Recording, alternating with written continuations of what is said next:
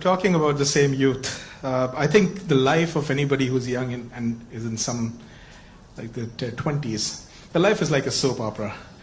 Every day there is a new challenge, there is something that is... It's the life of somebody who's in his 50s, 60s, 70s. The soap opera continues. It's not that the soap opera stops at 30, let me tell you.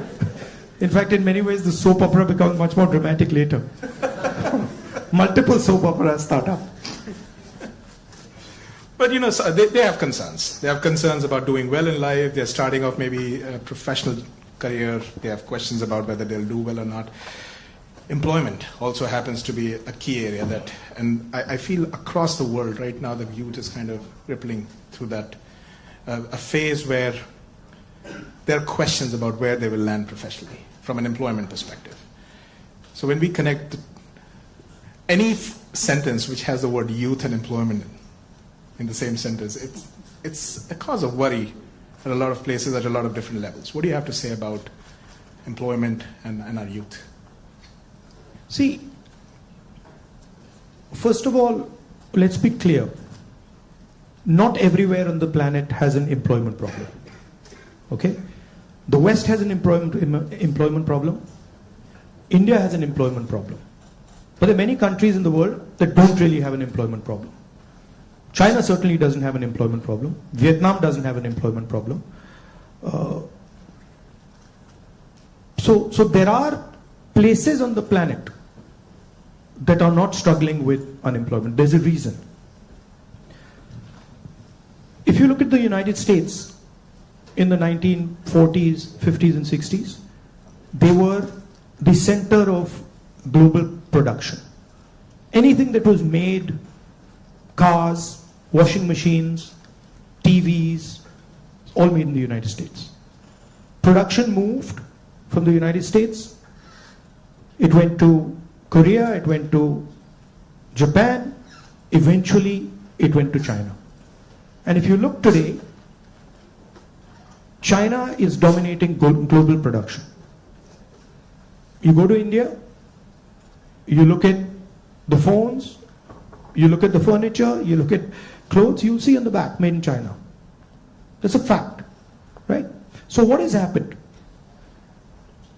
The West, America, Europe, India have given up on the idea of production and they've handed it to China. The act of production creates jobs. What we do, what the Americans do, what the West does, is we organize consumption. Okay?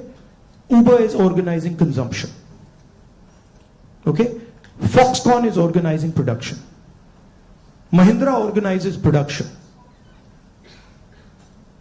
Bajaj organizes production. These are the guys who create the jobs. And that is the problem. You're never going to employ India using IT, using consumption. It's not going to happen. So India has to think about the act of production and organizing production.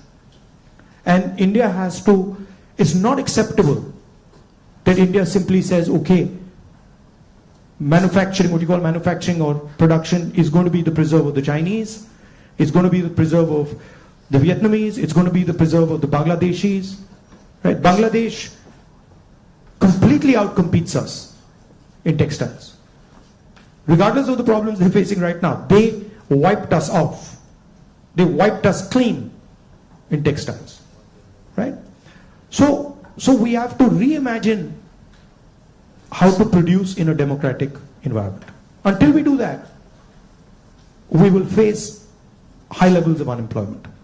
And frankly, it's not sustainable. So you're going to see that if we carry on down this path of forgetting about manufacturing, you're going to see massive social problems coming in India and in the United States and in Europe, right? The polarization of our politics is because of this. We're getting ready to ask a few questions from the audience. Can we have the runners with the mics? But while we do that, Rahulji, in this, what you just spoke about, that even if people are fine with the way their jobs are and they're secured, we have a new challenge in the name of AI. And there's a lot of fears around that AI is going to take jobs away. Do you feel so as well? Again, see,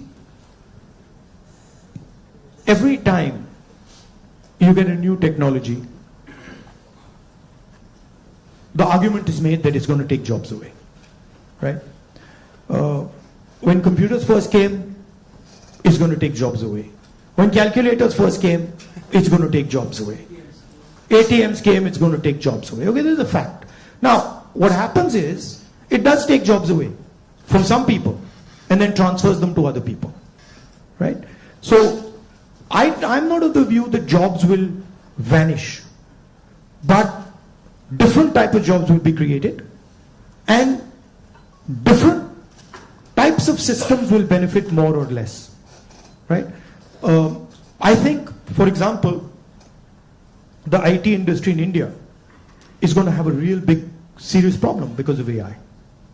But I don't really think a Bajaj making scooters is going to have such a big problem, right? So it's going to hit different people differently. It's going to take away some jobs. It's going to add some jobs. And if you're positioned properly, it's an opportunity. And if you're positioned badly, you're in trouble. I mean, I remember Mr. Vajpayee gave a speech that Indians don't need computers, right?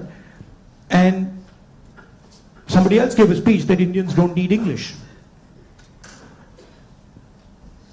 Computers created millions of jobs in India. It's a fact. So it depends. It depends how flexible you are and how well you're looking at the future. Thank you so much. ಹೆಚ್ಚಿನ ವಿಡಿಯೋಗಳಿಗೆ ಪ್ರತಿಧ್ವನಿ YouTube channel subscribe ಮಾಡಿ, bell icon click ಮಾಡಿ.